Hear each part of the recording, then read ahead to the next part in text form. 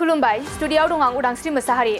जायफोर मानसिया देशजों सोमोन्दो गैया समाजजों सोमोन्दो गैया आरो गावनि नखराव मा मोनगोन मा मोना बेजोंबो सोमोन्दो गैया आरो सोरबाया हिमन्त बिश्व शर्मा सोरबाया प्रमद बर' आरो सोरबाया आंखौ गाज्रि मोनग्रा मानसियाल' बिपिएफनो आरो कंग्रेसनो भट होगोन माने गुबुन हान्जानि गैयानो जायफोर मानसिया व्यक्तिगतल' सानो देशजों सोमोन्दो गैया समाजजों सोमोन्दो गैया गावनि नखराव मा मोनदों मा मोना बेजोंबो सोमोन्दो गैया खालि सोरखौबा गाज्रि मोनो आंखौ गाज्रि मोनो सोरबा हिमन्त बिश्वखौ गाज्रि मोनो सोरबा प्रमद बर'खौ गाज्रि मोनो बिसोरबायदि मानसियाल' माने बिपिएफनो भट होगोन बा कंग्रेसनो भट होगोन आरो बाखि गासै सुबुङानो आंखौ गाज्रि मोनब्लाबो मोदी आरो हिमन्त बिश्व शर्मानि नामै एनडीएनो भट होगोन नङाबा बाखि गासै मानसिया जोंखौ गाज्रि मोनबाबो मोदीनो आरो हिमन्त बिश्व शर्मानि नामै माने गासैबो एनडीएनो भट होगोन आरो फानेरि बियाबनि गासैबो सुबुंफोरानो एनडीएनि बिजाथि दिलीप सयकियानो भट होजोबगोन मानोना नरेन्द्र मोदीनि गोबां मावथांखिफोरखौ फानेरि बियाबनि गासै रायजो राजाफोरानो मोननो हाजोबदों जोबोद मोजां रायजो राजाया आंथ' सानो फानेरि समष्टियाव पुरा माने जोंनि जितु एनडीएनि कैंडिडेट बे एनडीएनि कैंडिडेट माने दिलीप सयकिया बिथांनावनो गोलैजोबगोन आरोखि माने जोंनि जि कैंडिडेट आरो जिहेतु फानेरि समष्टिया बिसेस करि आङो एमएलए जानायनिफ्राय आं नुदों जे बेवहाय गोबांथार स्किम जोङो सरकारनिफ्राय मोननो हादों नरेन्द्र मोदी बिथांनि जेरै सेन्ट्रेल स्किमफोर बेफोर जोंनि फानेरि समष्टियाव बिराद मोजां इमप्लिमेन्ट जादों बेनि अनगायैबो भुटाननिफ्राय दै लाबोनानै साहा ओनसोलाव गासैबो दै होनायनि राहा लामा होनाया गोबां सुबुंफोरनि गोसोखौ गोजोननाय मोनहोदों लोगोसे नरेन्द्र मोदीया भारतनि गासै सुबुंफोरनि नखरनि बागै साननानै गोबां मावथांखिफोर होनाया गासै सुबुंफोरनो मुलाम्फा खालामदों बेनिखायनो गासैबो रायजो राजाफोरानो लुबैयो जे नरेन्द्र मोदीयानो फिन गाहाय मन्त्रि जानांगौ आरो मोदीनि सरकारानो फैफिननांगौ बे हिसाबै फानेरि बियाबनि गासैबो सुबुङानो बिजेपिनो भट होगोन बेफोर बाथ्राखौ आसाम आयेन आफादनि बुंथिगिरि बिस्वजित दैमारिया खौरांगिरिफोरनि सिगाङाव फोरमायो बिस्वजित दैमारिया खौरांगिरिफोरनि सिगाङाव मा बाथ्रा फोरमायखो फै जों आबुङै मिथिना लानि साननैसोनि उनावनो जासिगोन बेबायदि माने फोसावदोंनिया जे नोंथांनि जायगायाव माबायदि रायजो राजानि जोबोद मोजां रायजो राजाया आंथ' सानो फानेरि समष्टियाव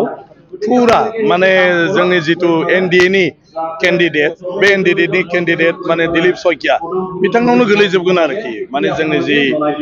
कैंडिडेट आरो जिहेतु फानेरि समष्टिया बिसेस करि आङो एमएलए जानायनिफ्राय आं नुदों जे बेवहाय गोबांथार स्किम जोङो सरकारनिफ्राय मोननो हादों नरेन्द्र मोदी बिथांनि जेरै सेन्ट्रेल स्किमफोर बेफोर जोंनि फानेरि समष्टियाव बिराद मोजां इमप्लिमेन्ट जादों जेरै जल जीवन मिशनाव 170 कोटिनि भुटाननिफ्राय दै लाबोनानै साहा ओनसोलाव गासिबो पानि होनाय दै होनायनि जितु राहा लामा होनाय बे गोबां मानसिफोरखौ गोसो गोजोननाय लाबोदों बेनाव जोंनि गोलैसोनानै थानाय जायगायाव दिनै 115 कोटि थाखा बे फानेरि समष्टिनि गेजेरजों उदालगुरिनिफ्राय फैनाय लामा मोनसे बगामाथिनिफ्राय भेरगावसिम खाग्राबारि जानानै फैनाय लामा 135 कोटि बेबायदि गिदिर गिदिर जितु स्किम दा बेनाव जोंहा मा होनो बेवहाय जोंहा गंसे दा एकलव्य मडेल स्कुल बेबो जाबाय जेराव गासै ट्राइबेल फरायसाफ्रा माने रेसिडेन्सियेल हिसाबै बेवहायनो हस्टेलाव थानानै फरायनो हागोन बेनि बायदिबो लामा सामा बायदिसिना खामानियाथ' जागासिनो दं बिनि अनगा दिनै नरेन्द्र मोदी बिथांनि माने जितु सिमां जे गासै भारतनि गासै सुबुंनोनो साफ्रोमबो जाहाथे रसा नांनाङा बिनि थाखाय माइरं होनाय साफ्रोमबोनि न'आव जाहाथे अर जोङो बिनि थाखाय गेसाव साबसिडि होनाय साफ्रोमबो मानसिया जाहाथे थाव संख्रि बानलु माबा मोनसे फिसा फिसौ बायनानै जानो हायो बेनि थाखाय हिमन्त बिश्व शर्मा बिथांनि अरुणोदय आसनि साफ्रोम मानसियानो बेमार आजार जायोबा जाहाथे सिकित्सा लानो हायो बेनि थाखाय आयुष्मान 5 लाख थाखा मोननाय साफ्रोम मानसिया बिपद जायोबा थैयोब्ला जाहाथे न'खरा फैसा मोनो बिनि थाखाय इन्सुरेन्स फ्रि जोंनि गासै गथ' गथायानो जाहाथे फ्रि फरायनो हायो बेनि थाखाय फ्रि एडमिसन बेफोर गासिबो साफ्रोम मानसिखौनो दिनै बेनिफिटेड खालामदों बिनि थाखायनो बयबो लुबैयो नरेन्द्र मोदीयानो फिन प्रधानमन्त्रि जानांगौ आरो बिथांनि सरकार फैनांगौ बे हिसाबै फानेरि समष्टिनि गासै मानसियानो बिजेपिनो भट होगोन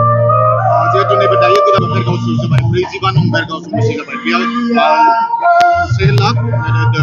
60 दा बेबायदि आरो बेसेबांसो मोनदों नङा आंथ' बेसेबांखौ दिनै होननो थाङा माने गुबुन हान्जानि गैयानो जायफोर मानसिया व्यक्तिगतल' सानो देशजों सोमोन्दो गैया समाजजों सोमोन्दो गैया गावनि नखराव मा मोनदों मा मोना बेजोंबो सोमोन्दो गैया खालि सोरखौबा गाज्रि मोनो आंखौ गाज्रि मोनो सोरबा हिमन्त बिश्वखौ गाज्रि मोनो सोरबा प्रमद बर'खौ गाज्रि मोनो बिसोरबायदि मानसियाल' माने बिपिएफनो भट होगोन बा कंग्रेसनो भट होगोन आरोखि नङाबा बाखि गासै मानसिया जोंखौ गाज्रि मोनबाबो मदिनो आरो हिमन्त बिश्व शर्मानि नामै माने गासैबो एनडिएनोनो भट होगोन आरो गोजोनथाव खौरां नोंथाङा कटन आरो इरि जि गाननो मोजां मोनोना